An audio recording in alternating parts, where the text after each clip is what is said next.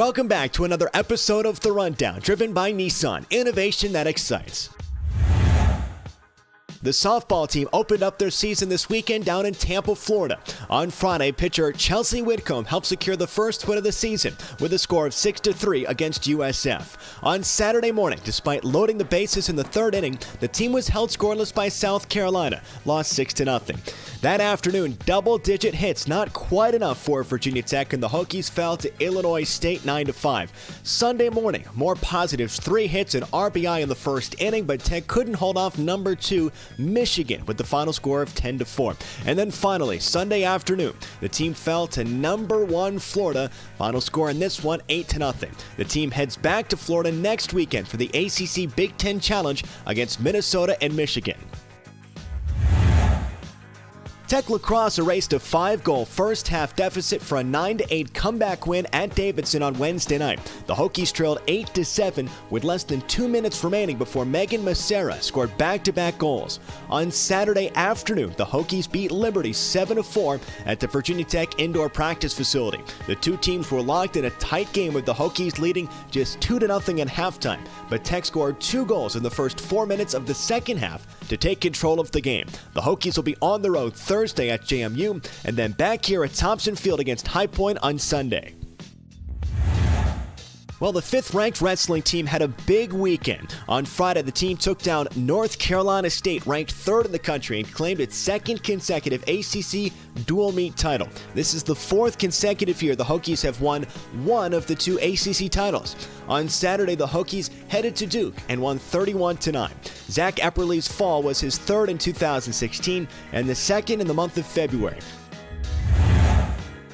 On Saturday afternoon at the Iowa State Classic, Shannon Morton of the Virginia Tech track and field team set a new program record in the mile with a time of 4 minutes, 39 seconds, shattering the previous record set back in 2009. Neil Gorley ran a 3-minute, 59-second mile to maintain his standings in the Virginia Tech record books. The Hokies return to Blacksburg to host the Virginia Tech Challenge on Friday and Saturday in Rector Fieldhouse.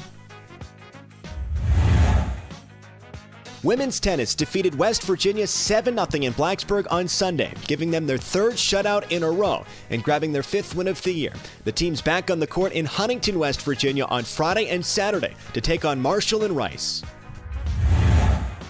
The 19th-ranked Tech men's tennis team swept past UMBC 7-0 on Friday at the Burroughs-Burleson Tennis Center. The Hokies back at home Thursday for a doubleheader against College of Charleston and JMU.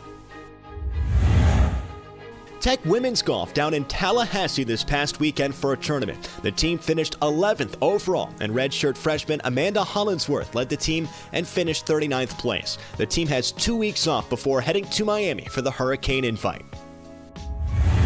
Men's basketball a week ago was on the road against Virginia, ranked 7th in the country. Freshman Chris Clark made his return to the court after healing from a broken foot, and Justin Robinson was the high scorer for Tech, 16 points, but neither of those enough to take down the Cavaliers. The team has 2 games this week, first coming up against number 11 Miami down in Coral Gables, and then here inside Castle Coliseum on Saturday against Florida State.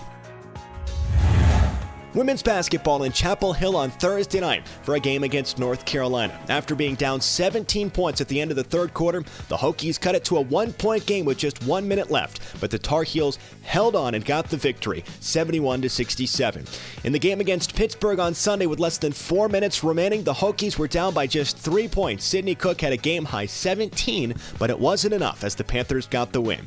Tech's back in Castle Coliseum on Thursday for a game against Duke, and then away against Miami on Sunday.